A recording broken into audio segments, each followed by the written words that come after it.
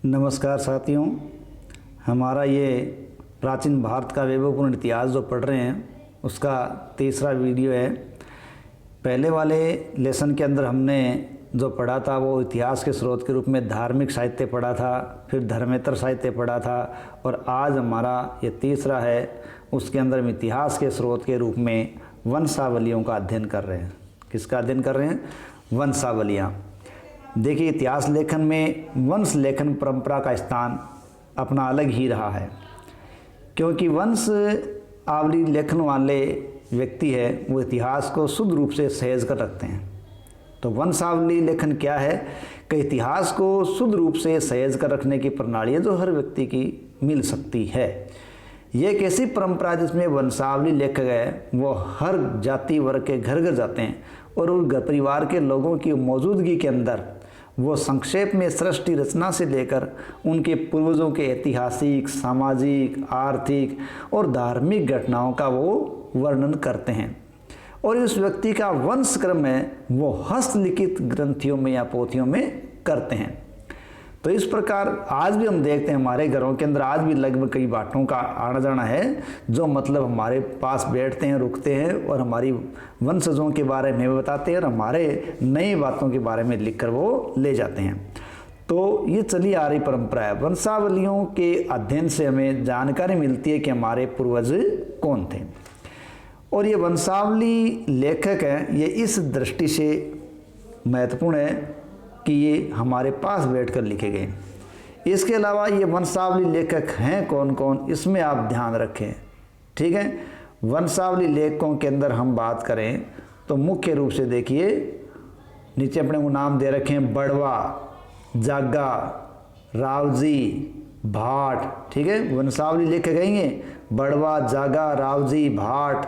ठीक है, इसके अलावा तीर्थ पुरोहित, पंडे, बारोट, ये प्रमुख वंशावली लेखक है। और ऐतिहासिक स्रोत की दृष्टि से वंशावलियाँ कई बिंदुओं की दृष्टि से विशेष हैं। तो ऐसे कौन से बिंदु हैं जिनके कारण हम वंशावलियों को महत्वपूर्ण मानते हैं? तो देखिए, हमारे पास पहला बिंदु आ रहा है पुरोहितों द्वारा लिखित वंशावलियाँ। देखिए, पुरोहितों द्वारा निर्मित जो वंशावलियाँ हैं या बहियाँ हैं वो प्रमाणिक दस्तावेजी साहित्य माना गया है, जिसको न्यायिक साक्ष्य के रूप में काम लिया जाता है। यानी ऐसे कौन से प्रमाणिक साक्ष्य हैं जिनको न्यायिक साक्ष्य के रूप में हम काम ले सकते हैं, और वो भी वंशावलियाँ हैं। तो वो है पुरोहितों द्वारा निर्मित वंशावलियाँ या बहियाँ। इसमें देखो, पारिवारिक संबंधों के विषय में कागज़ पर वर्णन किया जाता है और उस कागज़ को सदैव रिकॉर्ड के रूप में रख लिया जाता है। अब वर्णन में अक्षरों के साथ चिन्हों का इस्तेमाल भी कर लिया जाता है।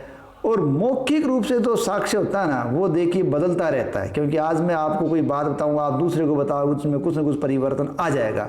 लेकिन मौखिक रूप से जो लिखित साक्ष्य है वो ज़्यादा प्रभावपूर्ण होता है। लिखित साक्ष्य हमेशा मौखिक से ज़्यादा प्रभावी होगा। निश्चित रूप से बहियाँ या वंशावलियाँ एक न्यायिक दस्तावेज है।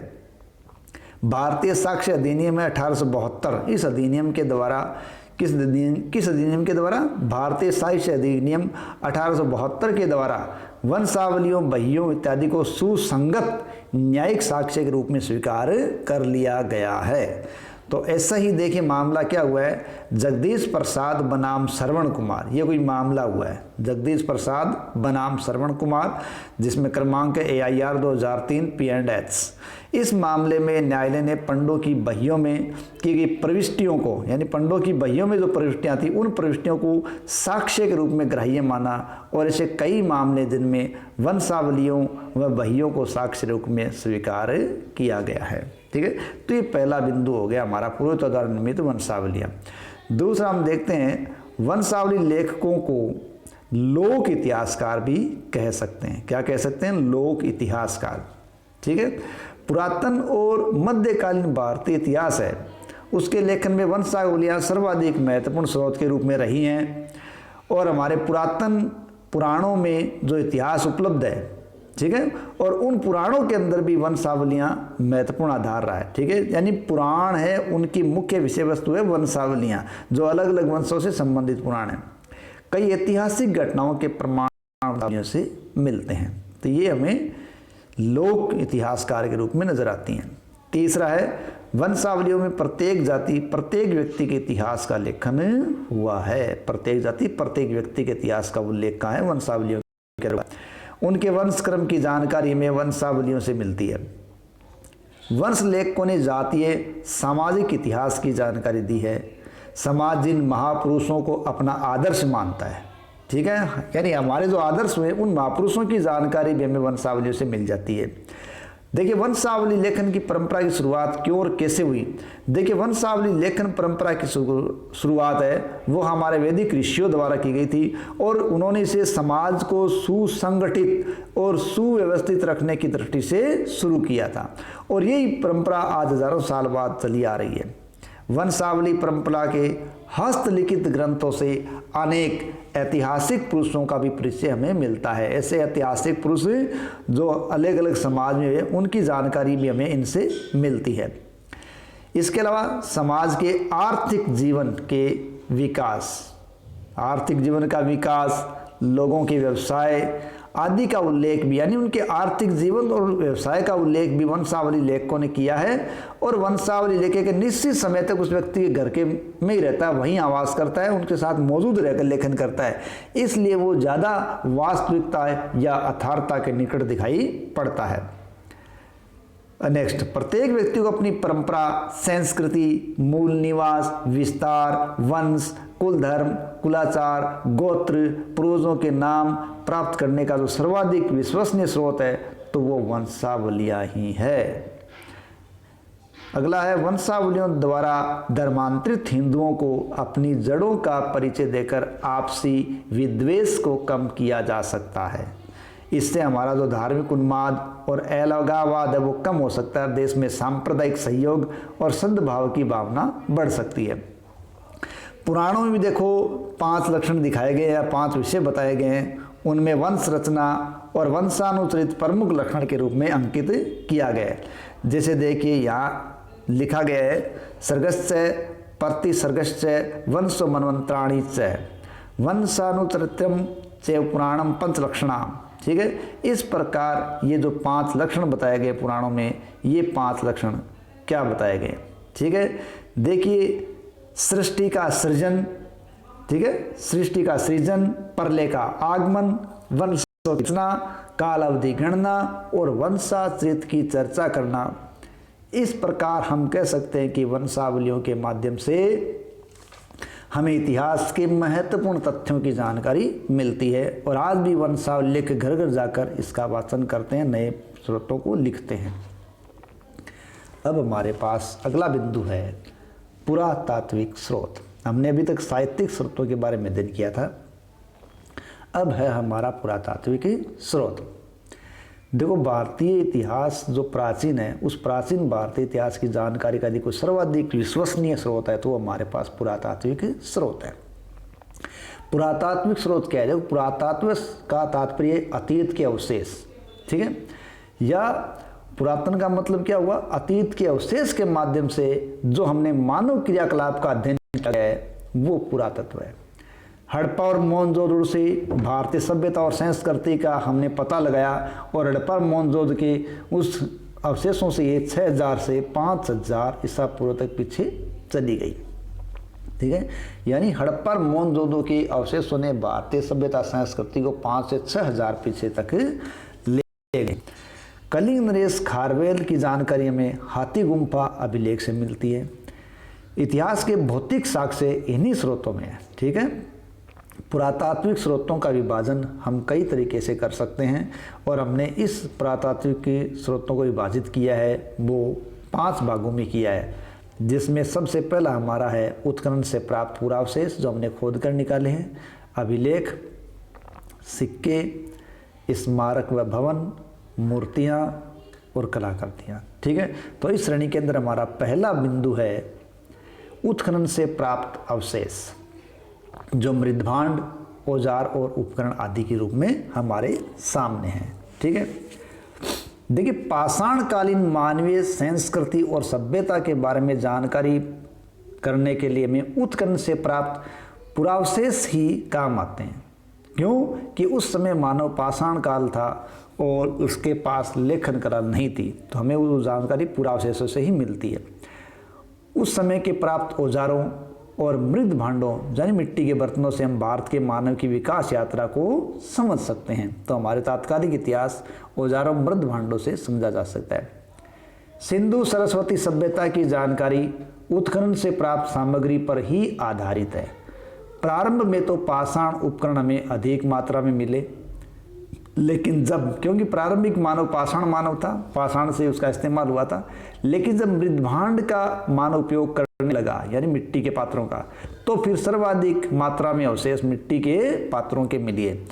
इस कारण इतिहासकारों ने प्राचीन भारत में जो मृदभांड संस्कृतियां है, उन मृदभांड संस्कृतियों को 4 भागों में बांट दिया। ठीक है, ध्यान रखें, प्राचीन संस्कृतियों को या प्राचीन भारत में 4 मृदभांड संस्कृतियां रही है। अब ये संस्कृतियां कौन कौन सी हैं? देखिए, पहली है OCP, दूसरी है BRW, तीसरी है PGW और चौथी है NBPW।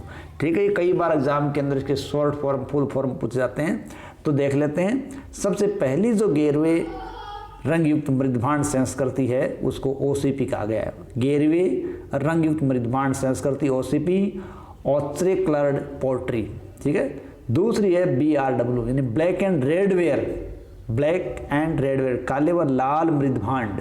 और तीसरा है PGW पेंटेड ग्रेवेयर यानी चित्रित स्लेटी रंग की मृदभांड वाली संस्कृति।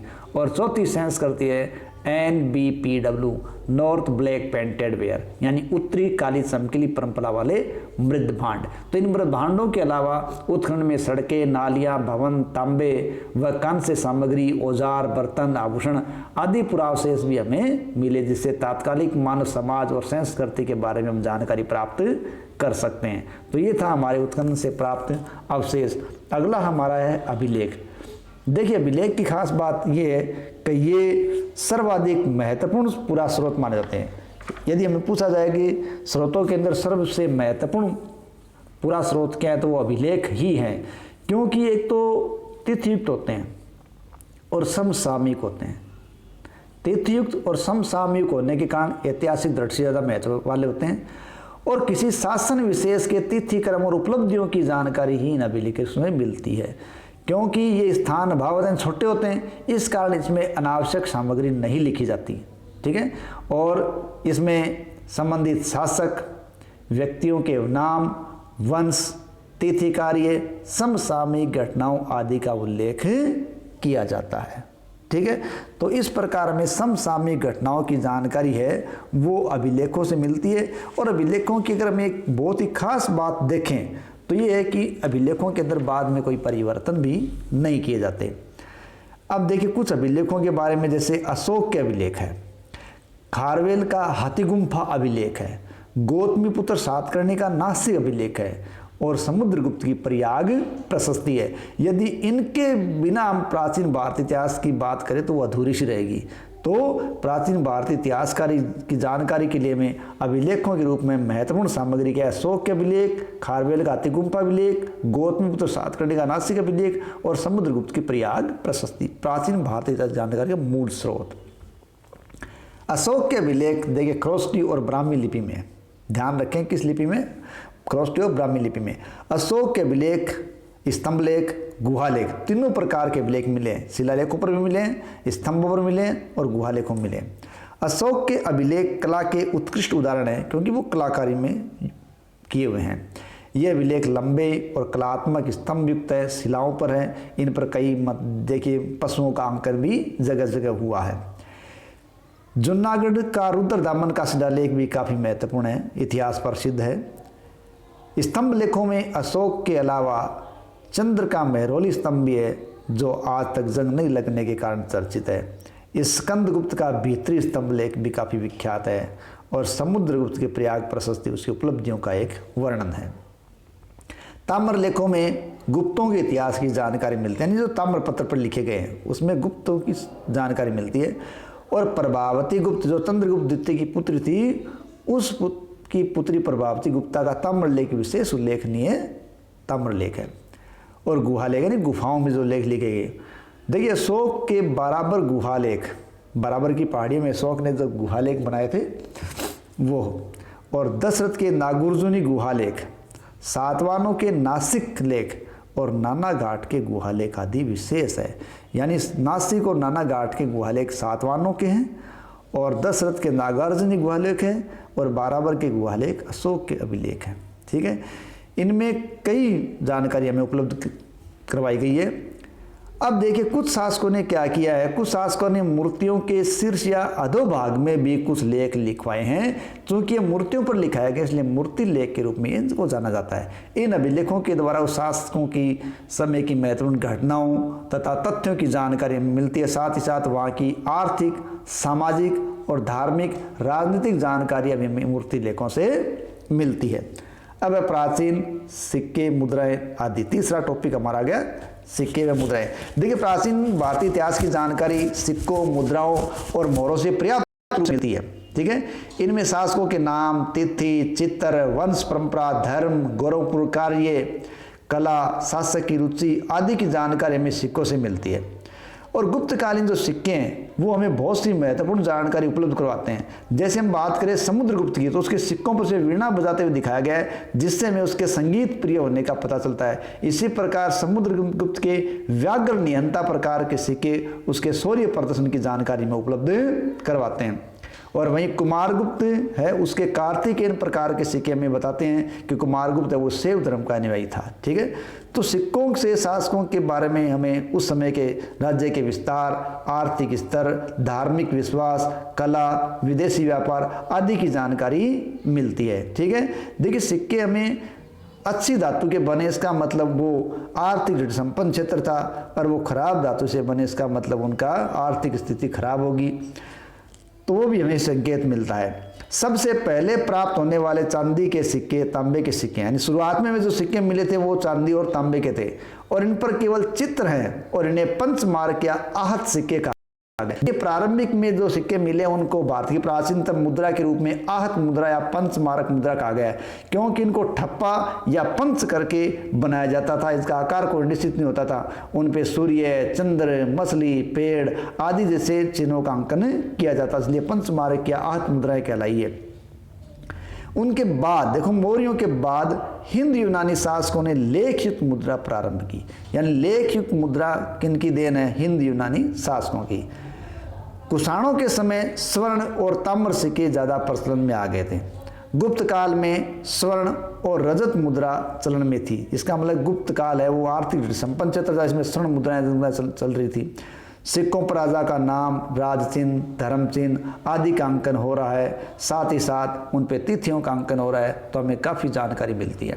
कुछ सिक्कों से तो कुछ विशेष घटनाओं की जानकारी मिलती है।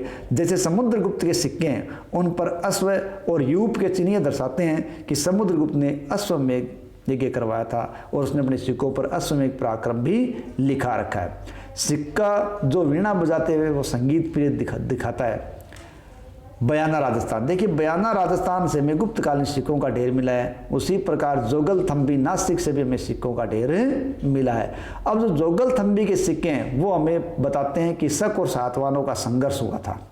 जोगलथम्बी नासिक के सिक्के क्या बताते हैं कि शक और सातवाहनों का आपस में संघर्ष हुआ था, और गौतमीपुत्र सातकर्णी ने क्या किया, शकों को हराया, उनके सिक्कों पर बाद में अपना नाम और अंकित करवाकर उनको जारी किया था। ठीक है, तो सिक्कों के साथ ही मोहरें भी उसमें प्रचलित थी। इन पर राजा, सामंत, पदाधिकारीगण, व्यापारी या व्यक्ति विशेष के हस्ताक्षर और नाम होते थे।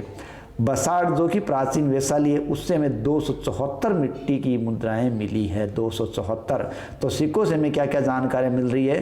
तिथि क्रम की जानकारी मिल रही है, धार्मिक विश्वास की जानकारी मिल रही है, वहाँ की तात्कालिक कला की जानकारी मिलती है, व्यापार और आर्थिक स्तर की जानकारी मिलती है, साम्राज्य की सीमाओं का ज्ञान होता है, नवीन तथ्यों का उद्घाटन होता है, और शासकों की रुचियों का भान और ज्ञान हमें उस समय की स्थिति से परिचित करवाता है। चौथा हमारा जो पुरातात्विक स्रोत है वो है स्मारक व भवन। ठीक है, देखिए पुरातात्विक स्रोतों के अंतर्गत भूमि पर और भूगर्भ में, ध्यान रखें भूमि पर और भूगर्भ में स्थित सभी अवशेष, चाहे वो स्तूप हैं, चैत्य हैं, विहार है, क्योंकि ये बौद्ध धर्म से रिलेटेड है। ठीक है, मठ, मंदिर, राजप्रसाद है ना, महल, दुर्ग व भवन इसके अंतर्गत शामिल होते हैं। ठीक है, ये पुरातात्विक स्रोतों के अंतर्गत भूमि पर भूगर्भ में स्थित जो अवशेष हैं वो शामिल किए जाते हैं और उस समय की कला, संस्कृति, राजनीतिक जीवन की जानकारी हमें इनसे मिलती है। यदि हम मोहनजोदड़ो और हड़प्पा के अवशेषों की बात करें तो हमें उनके अवशेषों से हड़प्पा और मोहनजोदड़ो की तात्कालिक सभ्यता और संस्कृति की जानकारी मिलती है। इसी प्रकार देवगढ़ झांसी का दशावतार मंदिर है, भीतरी गांव का लक्ष्मण मंदिर है, ये हमें गुप्तकालीन धार्मिक और सांस्कृतिक अवस्था की जानकारी देते हैं। और स्मारकों से हमें दक्षिणी पूर्वी एशिया में भारतीय संस्कृति का प्रभाव था, विस्तार था, इसकी जानकारी मिलती है। और इसकी जानकारी स्रोत है हमारे पास कंबोडिया का अंकोर वाट मंदिर। ठीक है, इसी प्रकार जावा का बोरोबुदुर का मंदिर, ये भारत का अन्य देशों में सांस्कृतिक विस्तार की कहानी कहते हैं, साथ ही साथ औपनिवेशिक विस्तार के बारे में जानकारी देते हैं। नेक्स्ट और अंतिम स्रोत के रूप में लेते हैं मूर्तियाँ, शैल चित्र, कला व अन्य कला कृतियाँ। ठीक है, तो ये भारतीय इतिहास की स्रोत के अंदर अंतिम बड़ा स्रोत है। देखिए, उत्खनन से अनेक स्थानों से विभिन्न मूर्तियां मिलती हैं, टेराकोटा की कलाकृतियां मिलती है। टेराकोटा देखो, पकी हुई मिट्टी से बनाई गई जो कलाकृतियां वो टेराकोटा कलाकृतियां कहलाती है, वो हमें अनेक स्थानों से मिली है। और ये हमें उस समय की सामाजिक, धार्मिक और सांस्कृतिक जीवन की जानकारी देती है। देखिए, मैंने पहले भी बता दिया है कि इतिहास के कोई भी स्रोत है वो हमें कई प्रकार से धार्मिक, सामाजिक, सांस्कृतिक, प्रशासनिक, राजनीतिक जीवन की जानकारी उपलब्ध कराने का महत्वपूर्ण स्रोत होता है। इन्हीं के आधार पर अपने इतिहास का निर्धारण करते हैं। ठीक है, इनके अलावा देखो, चित्रकला मानव जीवन को प्रामाणिक रूप से अभिव्यक्त करने का एक मुख्य साधन है। प्रागैतिहासिक काल में अनेक शैलाश्रय प्राप्त हुए हैं। शैलाश्रय यानी प्रारंभिक मानव है वो शैल एवं चट्टानों के अंदर निवास बना के रहता था, वो हमें शैलाश्रय मिले हैं। और तात्कालिक मानव द्वारा उनमें जो चित्रांकन किया गया है वो शैल चित्र कहा जाता है। और इन शैल चित्रों के माध्यम से हमें उनके जीवन के विभिन्न पक्षों की अभिव्यक्ति चित्रों के माध्यम से बताई गई है या हम जान सकते हैं। इनमें प्रारंभिक मानव के सांस्कृतिक, सामाजिक एवं धार्मिक जीवन की जानकारी भी हमें इन शैल चित्रों के माध्यम से होती है। दक्षिणी पूर्वी राजस्थान, ठीक है, दक्षिणी पूर्वी राजस्थान, उत्तरी राजस्थान और शेखावाटी के क्षेत्र, ये ऐसे क्षेत्र हैं जिनमें काफी मात्रा में शैल चित्र प्राप्त हुए हैं। इसी तरह मध्य प्रदेश में भीमबेटका और पंचमढ़ी, मध्य प्रदेश का भीमबेटका और पंचमढ़ी भी ऐसे क्षेत्र हैं जो शैल चित्रों की दृष्टि से महत्वपूर्ण है। इसी प्रकार अजंता की चित्र राशि, ठीक है, दुर्गों व महलों में भित्ति चित्र भी प्राचीन भारतीय इतिहास की जानकारी उपलब्ध कराते हैं, भारतीय इतिहास को अभिव्यक्त कराने के प्रमुख स्रोत हैं। ठीक है, इसी के साथ अपना ये भारतीय इतिहासकारी की जानकारी का हमारा टॉपिक पूरा होता है, जिसके अंतर्गत हमने भारतीय इतिहास की जानकारी के लिए साहित्यिक स्रोतों, जिसमें धार्मिक साहित्य, उसके बाद हमने धर्मेतर साहित्य, उसके बाद हमने वंशावलियों का अध्ययन किया और अब अंत में हमने अध्ययन किया पुरातात्विक और पुरालेखीय स्रोत। पुरातात्विक और पुरालेखीय स्रोत से हमें जो सामग्री जिसको 5 भागों में बांटा है, उत्खनन से प्राप्त अवशेष, अभिलेख, सिक्के व मुद्राएं, स्मारक भवन और 5वां अपना मूर्तियाँ, शैल चित्रकला व अन्य कलाकृतियाँ। इसी के साथ हमारा बिंदु समाप्त होता है। धन्यवाद।